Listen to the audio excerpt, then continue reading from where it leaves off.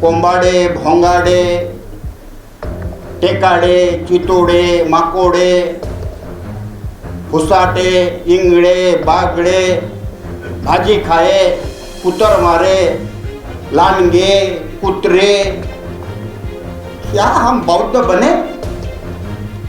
अगर हम बौद्ध बने तो हमारे नाम के पीछे जो हमने ये हिंदू धर्म लगा के रखा, कब छोड़ेंगे हम?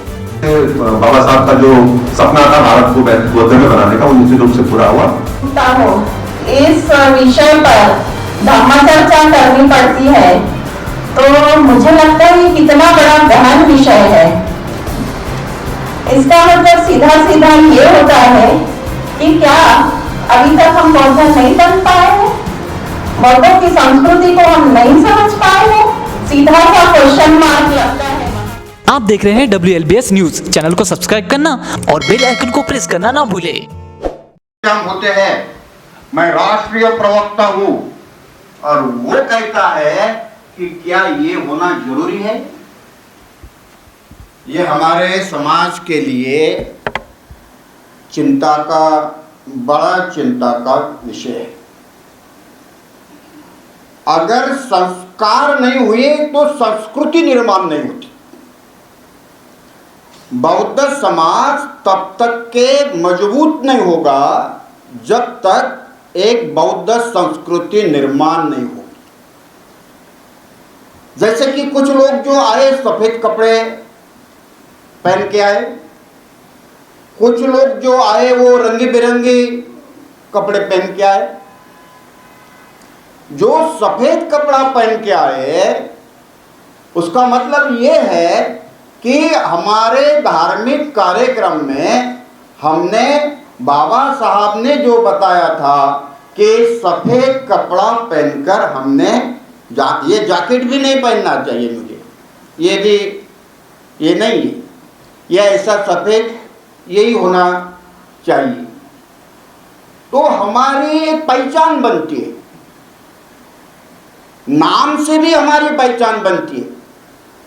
कोंबाडे, भोंगाडे, टेकाडे, चितोडे, माकोडे, फुसाटे, इंगळे, बागडे, भाजी खाए, कुतर मारे, लानगे, कुतरे। क्या हम बौद्ध बने? अगर हम बौद्ध बने तो हमारे नाम के पीछे जो हमने ये हिंदू धर्म लगा के रखा, कब छोड़ेंगे हम? ये हमको छोड़ना चाहिए। पुष्पाताई बौद्ध, अशोक सरस्वती बोधि, ये हमारे प्रसेनजीत, ये जो है इतने अच्छे अच्छे हमारे धर्म में नाम है। धम्म कीर्ति, रत्न कीर्ति, विमल कीर्ति, शीलवंत, धम्मवंत, ये नाम कम है?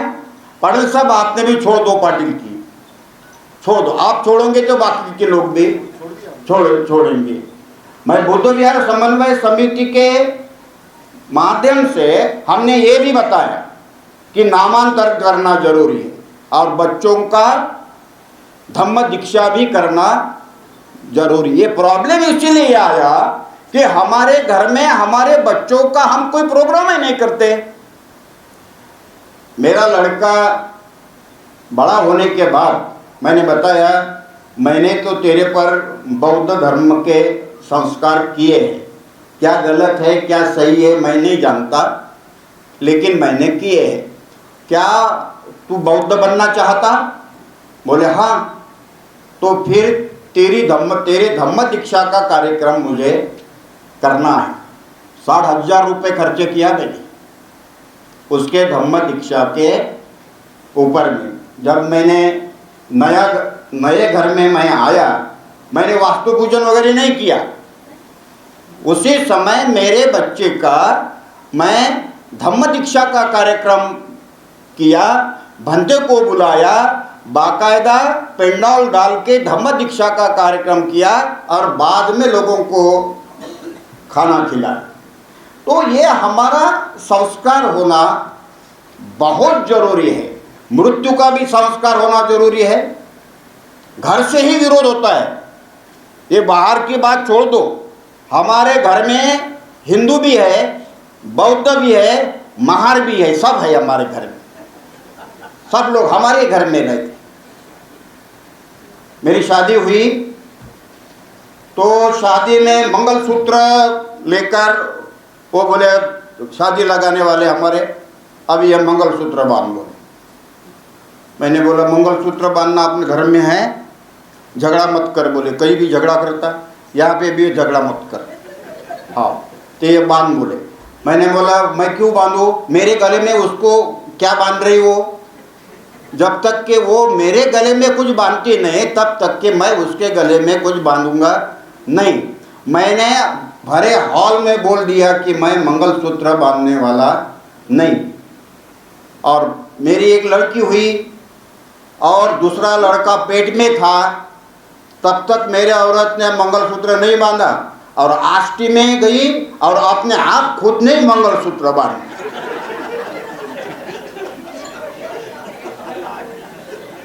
अब देखो अभी क्या करते, क्योंकि उसका प्रॉब्लम अलग था, अपना प्रॉब्लम अलग था। मंगलसूत्र नहीं बांधने से और टिकली नहीं लगाने से जो प्रॉब्लम मुझे तो नहीं था, जो उसको था, तो उसको ऐसा लगा कि अब ये जम नहीं रहा, ये तो प्रॉब्लम क्रिएट हो रहा, तो उसने बांध लिया। मैंने बोला किसी को मत बताना कि मैंने बांधा कर, और वो हिम्मत नहीं करती बात ऐसा बताने की। तो आपने जो बताया वो बात सही है कि औरतों के ऊपर में मत ढकेल दो। हम लोग हमारे घर के महिलाओं को हमने ट्रेन करने की जिम्मेवारी पुरुषों की ज़्यादा है, महिलाओं से ज़्यादा पुरुषों की ये जिम्मेवारी ज़्यादा है। आदमी अगर घर में ऐसा ये करेगा तो महिला उसका अनुकरण जरूर करती है, बाकी नहीं करती। कभी कभी ऐसा है तुम कितना भी बोलो सब लोग सुनते, तुम्हारी औरत ही नहीं सुनती, ये ऐसा है। वो ये तुम्हारी मेरी ये सब घर की बात ये ऐसी है।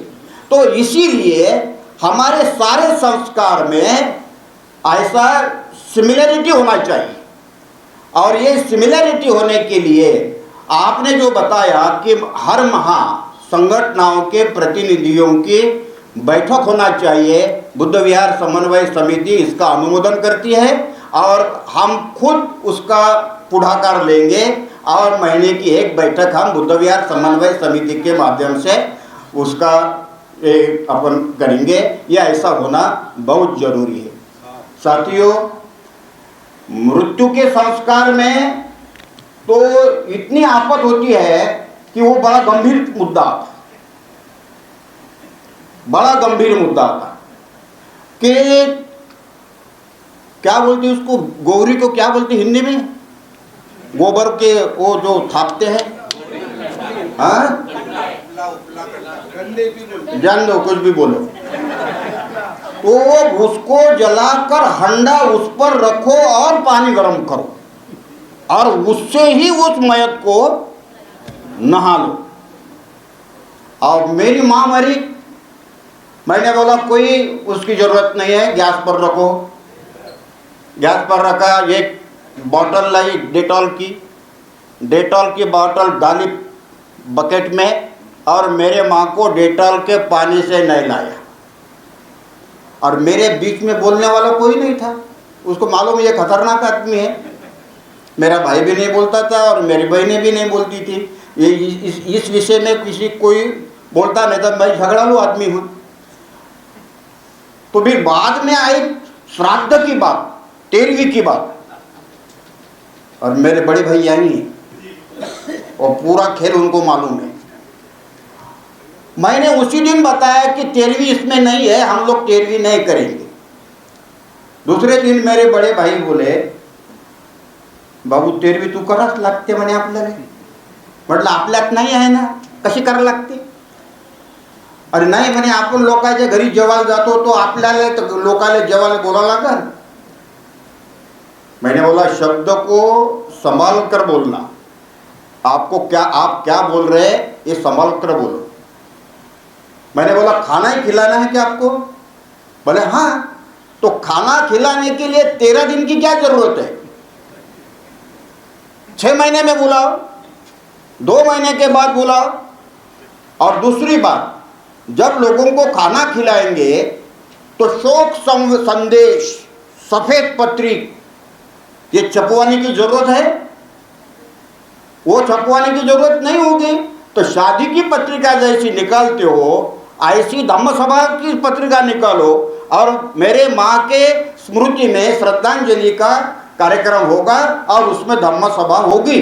आप धम्म प्रवचन सुनने के लिए उपस्थित रहिए, ऐसा अपन बोलेंगे लोगों को।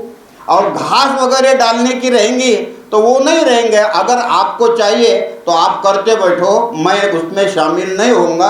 आपका कार्यक्रम मोर्शी में होगा और आपके विरोध में मेरा कार्यक्रम नागपुर में होगा, निषेध का कार्यक्रम। घर में ही संघर्ष करना पड़ा। मेरा भाई बोले तू नहीं रहेगा तो कैसा होगा? तो मैंने बोला मेरे अट है, वो अट अगर मान्य होंगी तो मैं आऊँगा, नहीं तो आप करते बैठो। तो मेरे भाई ने मेरे सारे जो अट है वो मान्य किया। अब जब पिताजी मर गए तो ये विषय ही नहीं निकला। मेरे भाई भी समझ गए ये बदमाश आदमी है, ये मेरी चलने नहीं देगा। तो जो जब ऐसी बात है तो ऐसे इसमें हमने वेटो का पावर हमने उसका वापर करना चाहिए और ज़बरदस्ती भी करना चाहिए। ये ज़बरदस्ती करो, काहे के लिए मयत के बाद में तुम टिक्का रुपया लगाते हो? क्यों लगाते हो रुपया? ये उसका क्या कारण है? हम हिंदू है क्या? अगर हम बौद्ध है तो हमारी संस्कृति क्या है मालूम नहीं होने से ये सारी दिक्कतें आ रही। इसलिए संगोष्ठी का मैं आभार इसलिए मानता हूँ कि इस विषय को आपने अभी छेड़ दिया। बुद्ध विहार समन्वय समिति आपके पीछे बिल्कुल ताकत से खड़ी होंगी। हमारा संगठन जितना जहाँ भी हो वहाँ के लोग आपके पीछे खड़े रहेंगे। ये एक विषय लेकर आप पूरे भारत में आप चलिए। बुद्ध विहार समन्वय समिति और एक ऐसा ही कार्यक्रम करेगी और पाटिल साहब आपके ही अध्यक्षता में करेगी। बुद्ध विहार भारतीय बौद्ध महासभा, समता सैनिक दल, बंते जी अपने हाँ दीक्षा भूमि के ट्रस्ट के जो भंते जी है, ये सब लोग, ये तुम्हारा बैनर का युग हटा दो, कोई ज़रूरत नहीं है हमको बैनर की युगों के। हम सब लोग मिलकर ये ऐसा जब तक नहीं करते हमारा संस्कार में सिमिलैरिटी नहीं हो सकती।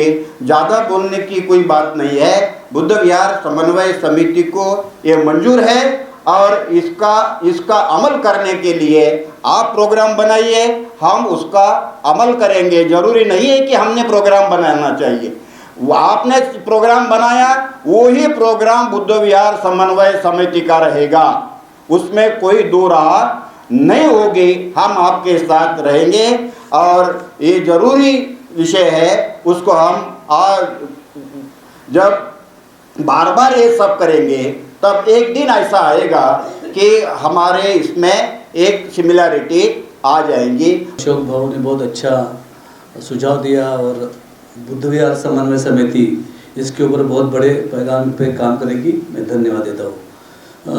अशोक भाऊ हमने ऐसे बीच में रखा था कि बाबा साहब ने हर संडे को बौद्ध विहार जाना चाहिए ऐसा बोला था, लेकिन ये कोरोना का बीच में आया और अपना वो इम्प्लीमेंट करने का रहा। अभी यहाँ पे जितने भी संगठन के लोग हैं उनको मेरी रिक्वेस्ट है कि उन्होंने आने वाले 14 अप्रैल के बाद सभी अपने अपने बौद्ध विहार जहाँ जहाँ आप रहते हो वहाँ पे लोगों को सुबह 9 बजे वंदना करने के लिए आह्वान करने का कोशिश करें। वो भी एक एकरूपता का ही संदेश रहेगा और उसमें एक ही बात करने का कि जो 16वें खंड में बौद्ध पूजा बोला है वही बोलने की। ये बार बार मैं बता रहा, क्योंकि हमारा बच्चा मेरे को बोल रहा था कि आप 15-20 साल से काम कर रहे हो, लेकिन मैं तुम्हारे साथ जाता तो सब जन अलग अलग वंदना बोलते। तो बाबा साहब ने तो एक ही वंदना बताई थी, फिर ये लोग क्यों अलग अलग वंदना? हम उसका जवाब नहीं दे पाए क्योंकि हम नहीं बता पाएंगे कि मेरा इनसे नहीं पटता, उनसे नहीं पटता, भंते जी ने हमारा नहीं सुनते, वो नहीं सुनते, क्योंकि हम तो कॉमन उपासक है। उपासक का जो काम है वो उपासक करते रहता।